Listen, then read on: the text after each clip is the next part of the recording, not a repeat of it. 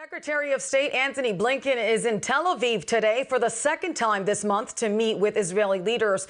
The United States' top diplomat is reportedly pushing for a humanitarian pause in the Gaza war with Hamas. As of late Thursday, IDF troops say they have surrounded Gaza City, the biggest city in the Gaza Strip.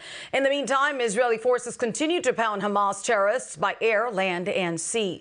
Up north along the Lebanon border, Iranian-backed Hezbollah terrorists continue to exchange fire with Israeli forces in northern Israel. According to Reuters, Hezbollah claims to have launched 19 simultaneous strikes on IDF positions in Israel using guided missiles, artillery, and other weapons.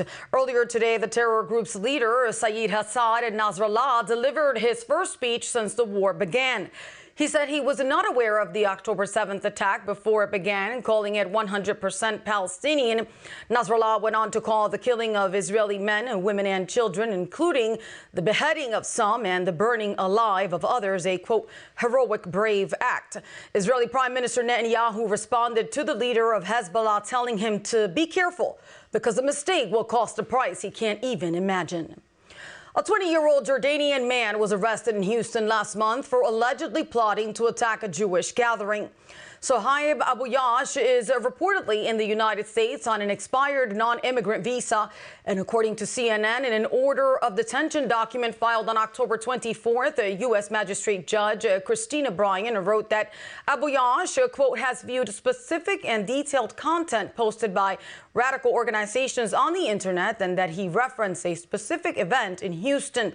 FBI Director Christopher Wray mentioned the case during Tuesday's hearing before the Senate Committee on Homeland Security. The individual we arrested last week in Houston, who'd been studying how to build bombs and posted online about his support for killing Jews. According to reports, anti-Semitic attacks around the world have soared in the last year.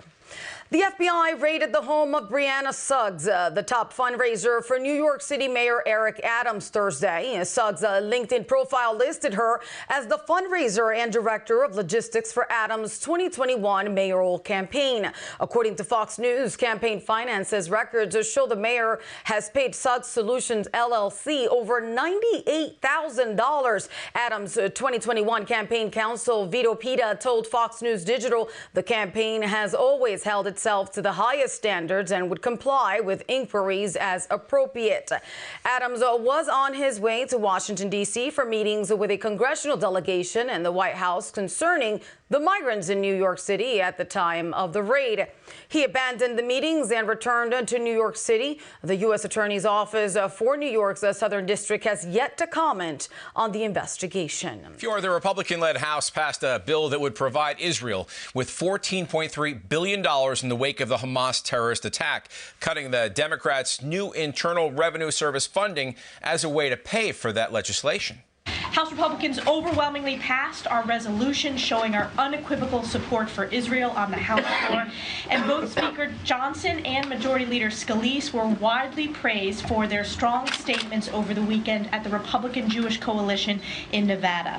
Let us be clear, House Republicans will always stand by our precious ally Israel, and we will speak loudly and clearly when it comes to standing against the heinous rise in anti-Semitism, both at home and abroad.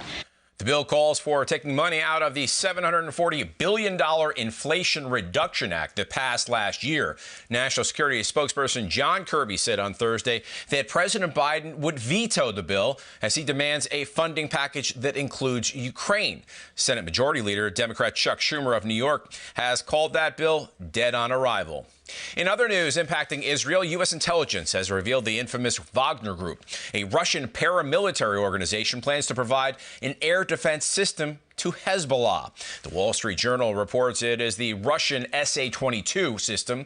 Hezbollah will use its anti-aircraft missiles and air defense to intercept Israeli fighter jets when need be. In Syria, Wagner troops have played an important role in shoring up the country's leader there, President Bashar al-Assad, an ally of Russian President Vladimir Putin.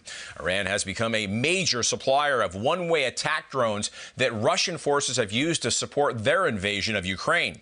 The provision of a Russian air defense system to an Iranian-backed group like Hezbollah could be a way to reward Tehran for that assistance, some foreign policy analysts suggest.